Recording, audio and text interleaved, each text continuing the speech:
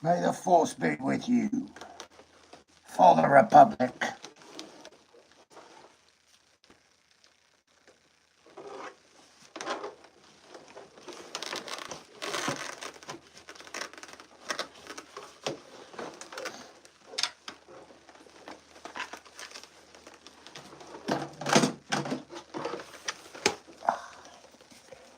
Ooh. Greetings, greetings, greetings, everyone. Kirby, thank you for being here. Doing a little Q&A. For the Republic. Doing a little Q&A on the 501st Armor. So if you got any questions about this, where I got it, how much it cost, how it goes together, what it's made of, who made it, let me know. I'm here to answer questions. Here to answer questions. Brothers. For the Republic.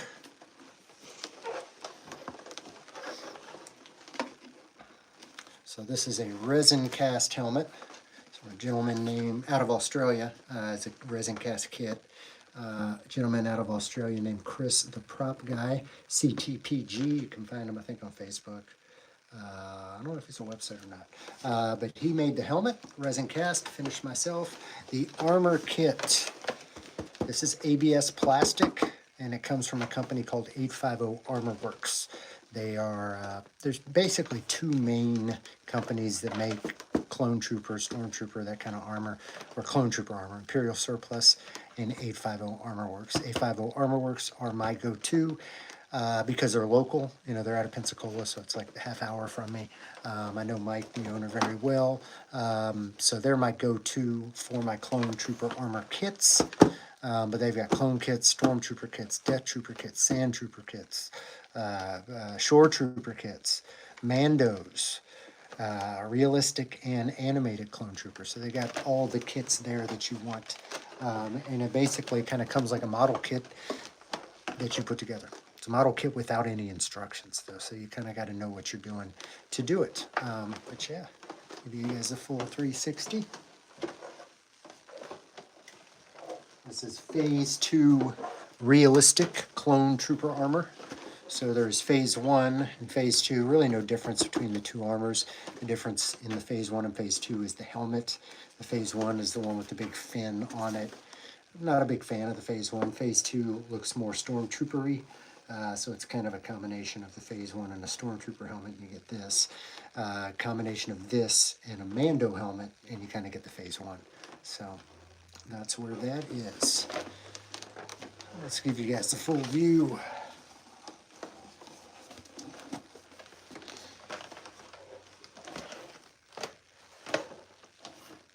Thank you, Atomic Figures. For the Republic.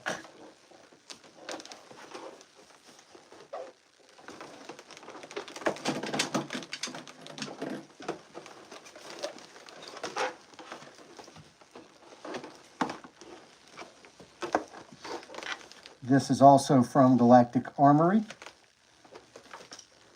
3D file I got from them, or 3D print I got from them. The DC,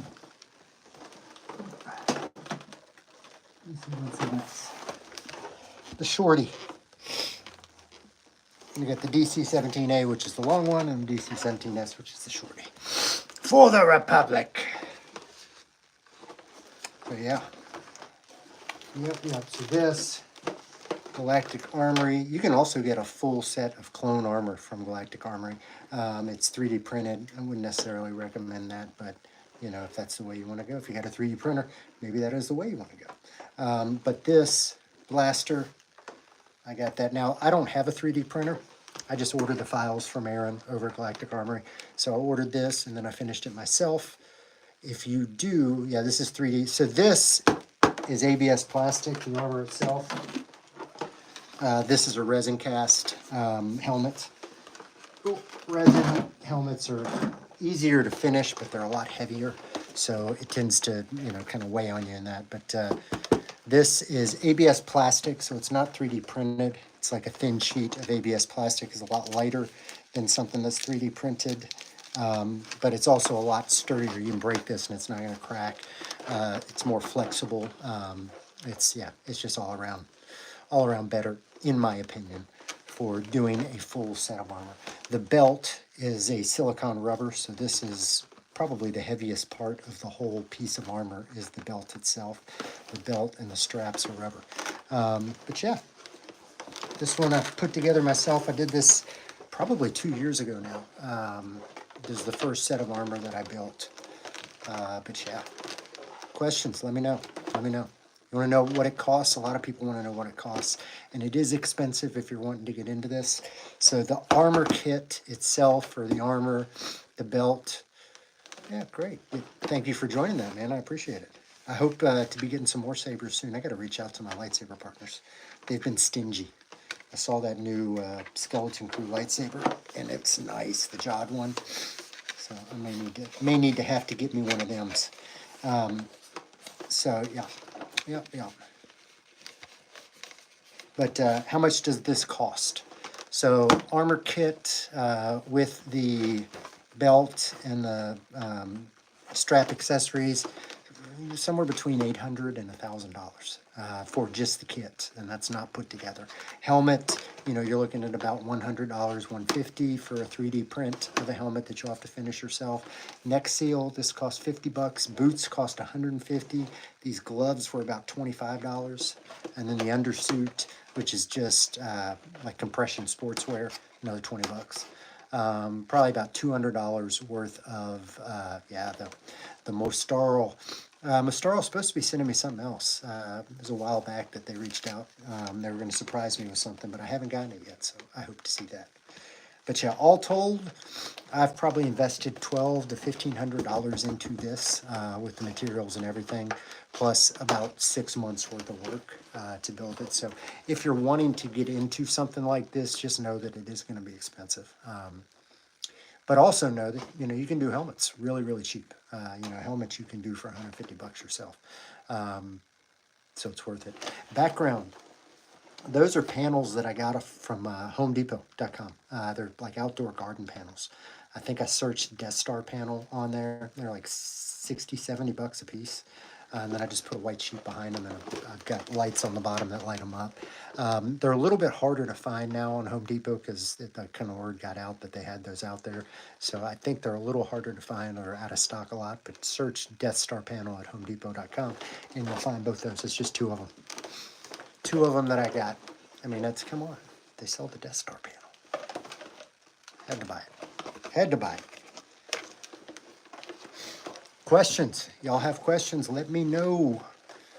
So yes, I did build this myself. I do commissions, so I'm happy to build anybody a set of armor. I've done, I think, 6 different full armor commission builds, and they have all gotten approved with the 501st. So that's kind of cool. But yeah, if you want your own set of armor, but you don't think you can do it, hit me up. Be happy to do that for you. Helmet. Ooh. That's a tight squeeze. Clone Trooper helmets are notoriously tight. That's what she said. How much was that blaster prop? I think the blaster was less than 100. I know that from Galactic Armory. And use code Darth Rage. If you get something from them, you'll get 10% off. So I think it was less than $100, maybe $80. I can help anybody out. I've mainly sent the armors here. Now, the issue you're going to get into with a UK, like if I was to build for UK, is the shipping costs. Shipping costs are going to be a little bit hectic, and I don't know what kind of import-export fees you've got. But no, I've only built for folks in the United States, but happy to look into it and see, kind of what that would entail. I don't know of any builders in the UK. There's not a whole lot of people that will do the whole armor commissions. It is really a difficult process. you know, especially if you don't have somebody there. And I know these people have not been here for fittings, so I'm doing it based on measurements, and it's a little bit difficult. Yes, I do have a Mandalorian. I've got a full Din Djarin cosplay. If you go back in my videos, I'm pretty sure I posted one today. I think it was the last short I posted. But I've got a Din Djarin that I built myself as well. So the armors that I have, I've got this. I've got a Commander Cody armor, which is staring at me. He's on my mannequin right now. I have a full Din Djarin armor. I've got a 332nd armor. And Kylo Ren, but it's not really armor. And those are the full armors that I have that I've built. Take it easy, Atomic Figures. I appreciate you being here. I really do appreciate you being here.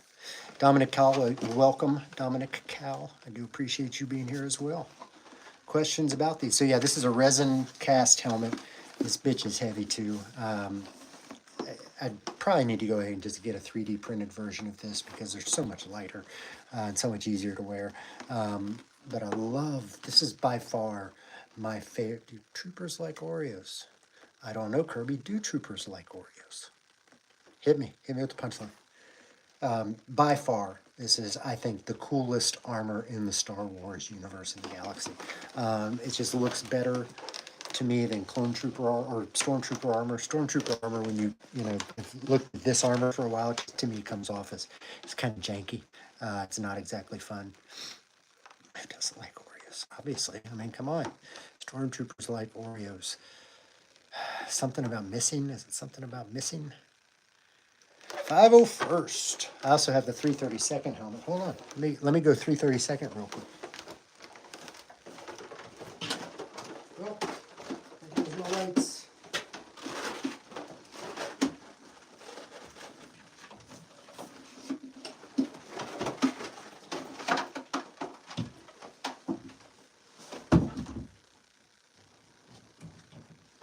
Better.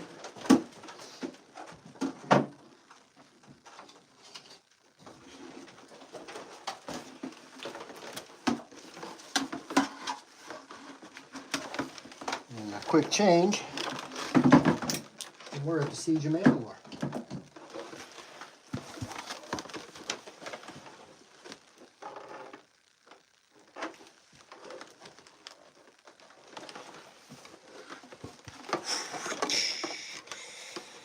First is the best. Definitely the best. Led by Captain Rex and led by General Kenobi. Don't forget General Kenobi. He is the man.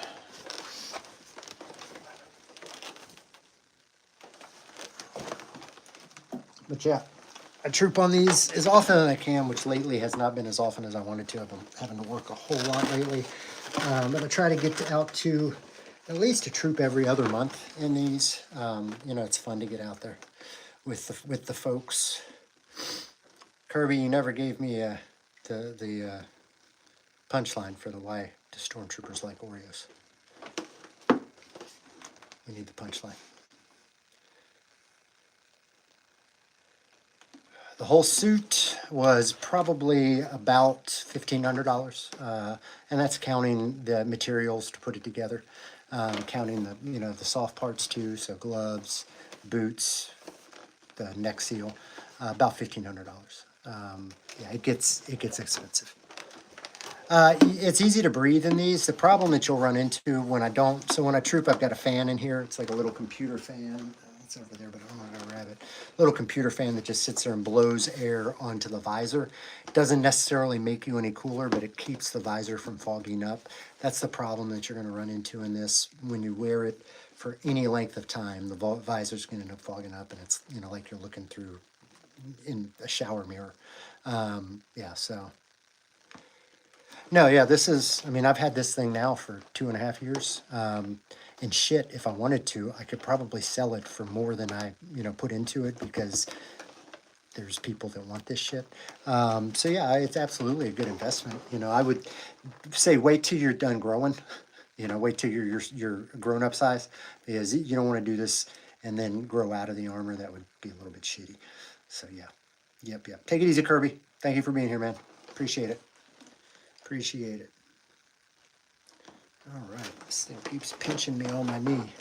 So one more time, pop the helmet on, and then I'm going to take all this stuff off so you can kind of see how all the pieces go together on this, because it's like a reverse suit up. It's a suit off. So one more time with the full look.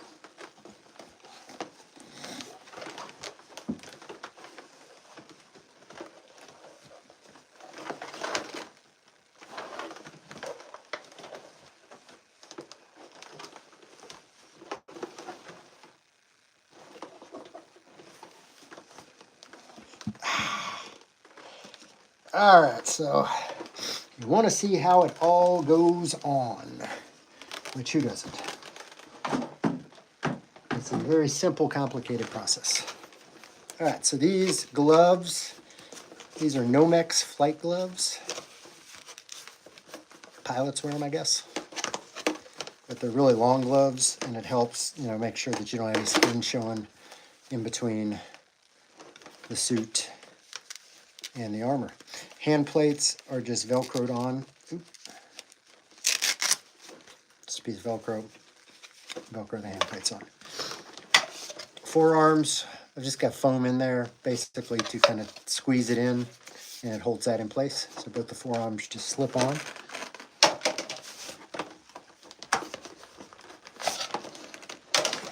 Knees and elbows. Yes, I did build this all myself. This is a kit from a company called 850 ArmorWorks, 850armorworks.com. You can check them out there in Pensacola, and then you build it yourself. Knees and elbows are the same. You've got the armor strap here, but then a thing of elastic that basically holds it in place. Elastic clip, couple elastic parts on here. All right, then when you get up to the shoulder bells and the biceps, so there's a clip that I've attached to my neck seal. It clips into the bicep. Bicep has a little elastic thing to kind of hold it down, and then, the shoulder bell, and then the bicep is simply clipped onto that, and then it sits like that when it's on. The Willem Scream. They use that in all of the, I think they did, in all of the original prequel movies. Wow, it's such a good scream. Welcome, Chad Ryan. Oh, yeah. Well, I'm not from Pensacola. I'm from Daphne, Alabama, but I am part of the Florida Garrison, and my garrison is based out of Florida, and Pensacola are my people. But the company that makes these is in Pensacola, 850 ArmorWorks. Definitely check them out. All right. Second one, same as the first. I'm also very pleased, and not a whole lot of people that have clone armor can put it all on by themselves, and I can do that. So very, very psyched with that. Now, most people, so the CRL, the costume requirement list. Oh, yeah. My wife works in Robertsdale. She's actually out there right now. That's awesome. I work in Daphne. You live in Daphne, work in Daphne. Manage the fresh market in Daphne. Come by and see me sometime. So the CRL calls for a seam here. Most people prefer to make this a clamshell that comes apart. I didn't see any reason to. If you have it to where it can come apart, then there's a chance it can come apart when you're trooping. So I just made this one solid piece that slides over my abs. And that, just like that. All one big piece. And this is, again, very lightweight. It's so much lighter than any 3D printed stuff. So if you're looking to do, a full thing. Yeah, no, you seriously. You put on weight. There's a little bit of wiggle room, in here. You're basically, I probably got about another inch that I could grow all the way around here. But you're kind of hamstrung by this piece as far as sizing for this. Your abs will determine everything else. Which, I've made armor for guys with a bit of a dad bod, and just, It doesn't look the best if it's, because you're kind of, this is going to be wide, so everything else is wider, but it still looks like a fucking clone. So pleased with that. Pleased with that. Next seal.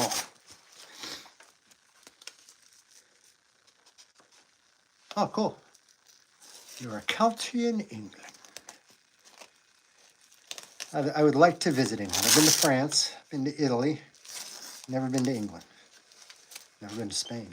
Kind of like the music. So next seal, this came from a company called Dark Side Closet, all one piece. And again, I added the straps on the sides here that attach to my shoulder bells. Most people have a strapping system and their shoulder bells will be strapped off the suspenders that they have here, but I didn't see the need to do that. All right, legs. The hardest part to get on and the hardest part to get off are the legs. So the first thing you have to do is take the crotch off, because you can't bend over unless you have the crotch off. So the crotch, the cod piece, or the crotch, I could prefer to call it the crotch. So 2 pieces of Velcro here, the Velcro underneath here, and then snaps that correspond to a snap on the side, as well as Velcro underneath to snap it all together. So that's how that goes. And then the butt is also Velcroed to the back. But I got to take that off in order to be able to get over. Go up. And again, this is probably the most difficult part of suiting up, is getting these legs on and off. And let me get this off and I'll explain to you why.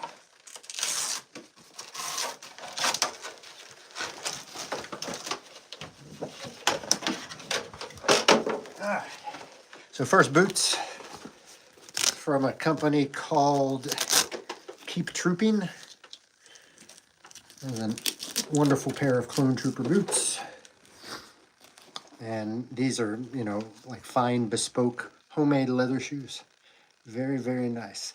Take it easy, Dominic. Thank you for being here, dude. Appreciate it. Darth Vader cosplay is going to be expensive, man. At like $2,000 for a non-approvable version. And, you know, an approvable version is going to run you upwards of $5K. Expensive. All right, so here's what this is the bane of most people's clone build existence. So the problem with clone trooper armor is that it was computer generated. So they didn't actually make any actual clone armor suits. And those were all 100% computer generated. So then when people came around and tried to recreate these, there's a problem with this in that unless you're double jointed, you cannot get your foot through this hole.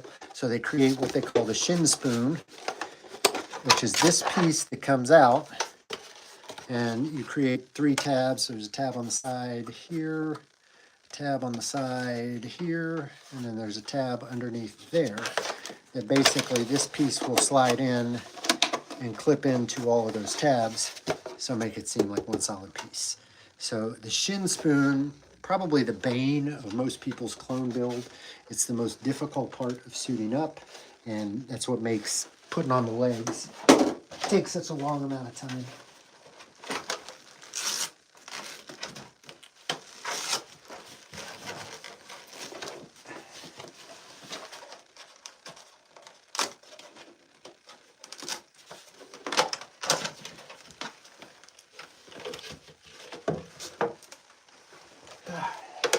And for the second one, knees are basically identical to the elbows. You've got your armor strap on the outside, and then a little piece of elastic that holds it in place. And then for your thighs, it's really the only part that is kind of suspended. And I've got a belt on, I don't know if you can see right here, that has straps that lead down to the thighs.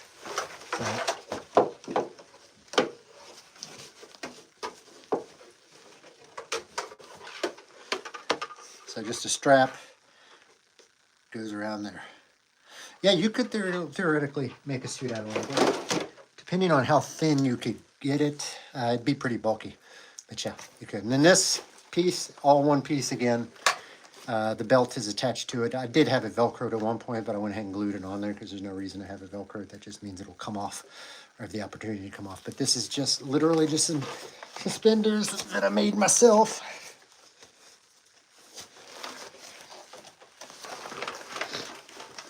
that all goes on as one piece. Just like that. And that's how you have it, y'all.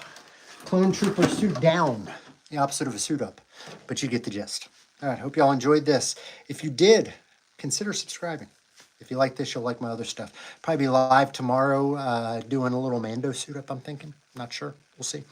But appreciate y'all being here. Thank you for being here. As always, I'm Darth Rage. This is Darth Rage Review.